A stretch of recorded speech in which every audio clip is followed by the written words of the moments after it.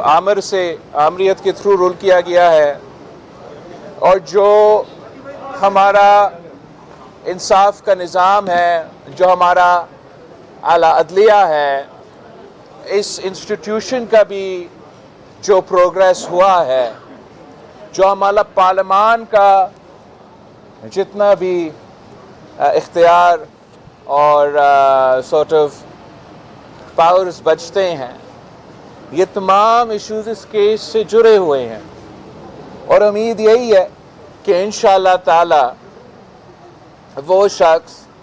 जो पाकिस्तान की आइन का बानी है, उसको इस आला अदलिया से इंसाफ मिलेगा। वो शख्स जिसने ना सिर्फ इस अदालत का बुनियाद, इस अदालत का फाउंडेशन स्टोन ले किया, मगर वो शख्स जिसने इस पार्लियामान का भी फाउंडेशन स्टोन ले किया, उसका बाकायदा अदालती कत्ल हुआ है। और जैसे आपको मालूम है कि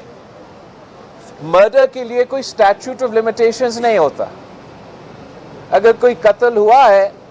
तो आप ये नहीं कह सकते हो कि 10 साल गुजरे हैं, 50 साल गुजरे हैं, 100 साल गुजरे हैं तो ये अब पुरानी बात हुई है, इस पे बात नहीं हो सकता। ये पुरानी बात हुई है, इस पे इंसाफ नहीं दिलाया जा सकता। हम यहाँ तो एक प्रेसिडेंशियल रेफरेंस सुना जा रहा है, तो जज साहिबान ये फैसले करेंगे कि क्या इस प्रेसिडेंशियल रेफरेंस के थ्रू कि इस केस में क्या इंसाफ किया गया है, क्या शहीद जुल्फ़िकार अली भुट्टो का जो अदालती कत्ल था, जो आमरीत का दौर में हुआ था, क्या ये एक सेफ और साउंड जजमेंट है, और अगर नहीं तो इसका रेमेडी क्या। मेरा पूरा उम्मीद है इस आला अदलियत से कि वो इंशाअल्लाह ताला ज़रूर इंसाफ हमें देंगे, और जो दाग इस इदारा पे इस फैसला की वजह से मौजूद है, उस दाग को भी धोएंगे। और जैसे चीफ जस्टिस साहब ने खुद कहा था आज कि जो दाग हमारे बाकी इदारों पे है किसी एक शख्स की फैसलों की वजह से, वो इन इदारों से भी वो दाग धोने का एक मौका हमें नज़र आ रहा है।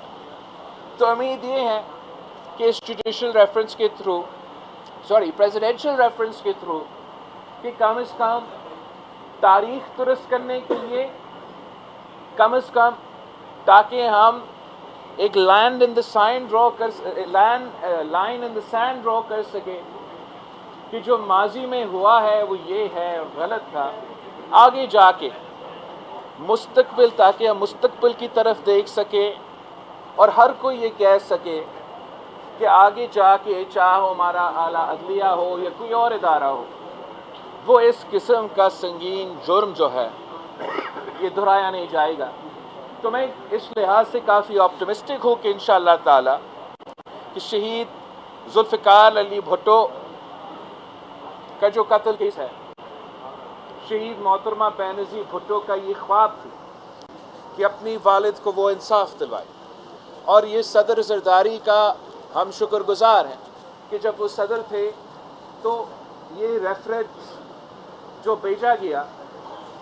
उसने एक रास्ता, एक मौका हमें फराहम किया है। और उम्मीद ये कि जो इंसाफ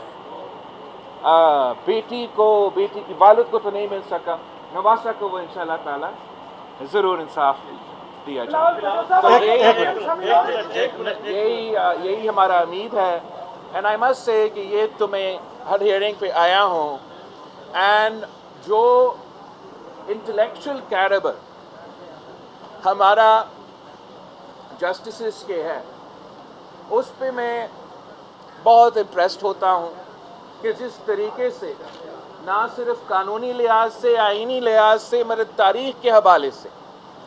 वो सारे जो फैक्ट्स, जो फिगर्स, जो पॉइंट्स हैं ऐसे हैं जैसे they're on the tips of their fingers. اور ساتھ ساتھ اس بات کی بھی بہت خوشی مجھے محسوس ہوتا ہے کہ یہ جو کیس سنا جا رہا ہے پاکستان کی تاریخ میں جو پہلا خاتون سپریم کورٹ کی جسٹس ہے وہ بھی اس کیس میں موجود ہے. تو آپ دیکھیے کہ تاریخ کتنا ایک خوبصورتی کے ساتھ آگے بڑھتا ہے. کہ جو لڑائی جو جد و جہد شہید محترمہ بے نظیر بھٹو نے کی, پھر صدر زرداری نے کی, یہاں کبھی بیگم نصرت بھٹو کی کیس کا کوٹ کیا جاتا ہے. تو جد و جہد جو ہے وہ ایک دن پہ مکمل نہیں ہوتا, یہ مسلسل کرنا پڑتا ہے اور اللہ تعالیٰ پہ بھروسہ کرنا چاہیے کہ انشاءاللہ تعالیٰ ضرور انصاف کیا جائے گا.